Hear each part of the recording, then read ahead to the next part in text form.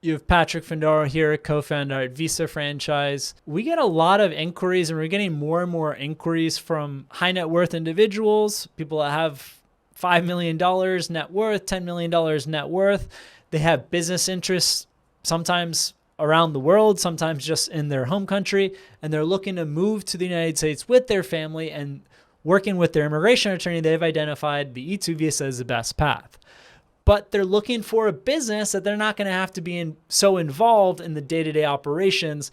And if they're going to own an ice cream shop, they don't want to be the one that's scooping up ice cream, because it can make a lot more money managing their business, potentially remote, that has 100 employees in their home country and going back and forth. So if you're looking to invest in a business for your E2 visa where you're less involved from a day-to-day perspective, you have to have your guard up, because not only do you have to select the right business model, but you also have to find the right operator for your business. The business model is one thing, and that's a lot easier because there's a lot of data on how the industry is doing. If you're doing the franchise route, how that actual franchise is doing. Finding and selecting the operator is harder, especially in the current environment we are, but it's not impossible. Just be aware, there's a lot of fraudsters out there that are luring E2 visa candidates, foreign nationals to invest in business opportunities to earn tons of money and passive income, which are not real basically and have a very low likelihood of success. Sometimes it's right out fraud. Other times it's just a very highly speculative business opportunity. And sadly, what we've seen a lot of times, the fraudsters or those that are trying to oversell a business opportunity and not talk about the risk are the same nationality of the investor, as they have the common culture, the common language, and they feel more comfortable with someone that's offering a business opportunity that doesn't properly disclose the risk. So we've done plenty of videos on quote unquote passive franchise license opportunities that specifically target foreign nationals. We'll include links to those, but it's super important for you first when you're looking at the business model to look at the failure rate over the last year, the last 3 years, the for sale rate. So in the case of franchises, how many franchises are selling their franchise in a year over year, average unit volume, also called AUV, owner compensation. When talking to franchisees, ask them, how long did it take to open? How long did it take to break even? And then how long did it take to start making 5K?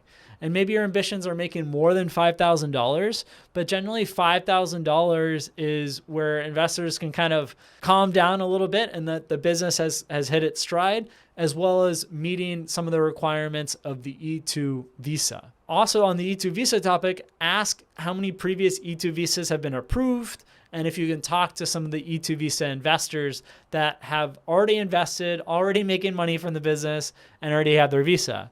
And if there's other E2 visa investors that aren't making money from the business, you want to talk to them too. Now, the operator you can find yourself. You can hire through different job websites, LinkedIn, Indeed. There's all different types of job websites. If you're going the franchise option, there's franchisors that can provide additional support and find and train that day-to-day manager. But it's really important when you're talking to the operator you select, together with, if you go the franchise route, what the tasks are for you as the E2 visa investor. What you're going to be responsible for is the finances, the strategy. Are you going to be opening up more locations and you're looking at additional sites? And then what's the operator, the day-to-day operator focused on? How is the information shared? Do you both have access to the same bank account? Is it just you having access to your own corporate bank account? Do you run the payroll every week, every 2 weeks? What are the key systems? The QuickBook for accounting? What are the key systems so you can properly monitor your investment?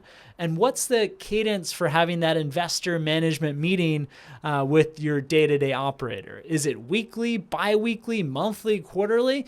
Definitely should be more than quarterly, monthly, bi-weekly. It could even be weekly, depending on your management style as well as the business opportunity. And you've got to talk to your immigration attorney to see how involved you need to be in the business to receive that E2 visa, as well as maintain your E2 visa status. It's important though to ask, why is the operator choosing to grow with you and not start their own business and they own 100% of their own business?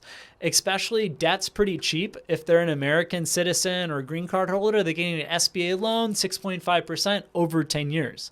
So it's key to ask when you're talking to that operator, talking to that franchisor, why are they growing their system in this way? And why aren't they just operating their own locations? And why are they helping you operate your E2 visa business? Also, there's a few third-party companies. We regularly engage with one that checks litigation, prior bankruptcy of the operator. The nice thing with a franchise is they legally have to disclose that in the FDD.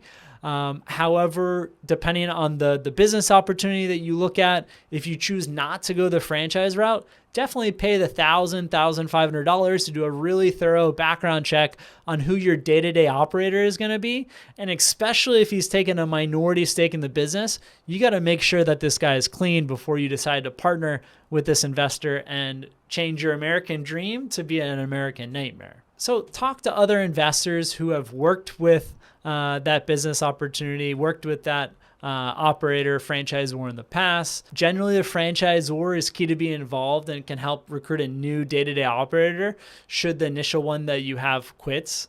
It's important, again, to work with your immigration attorney to make sure you meet the E2 visa qualifications, and especially the requirement to manage and direct your business interests in the United States, that business that you're applying for the E2 visa on.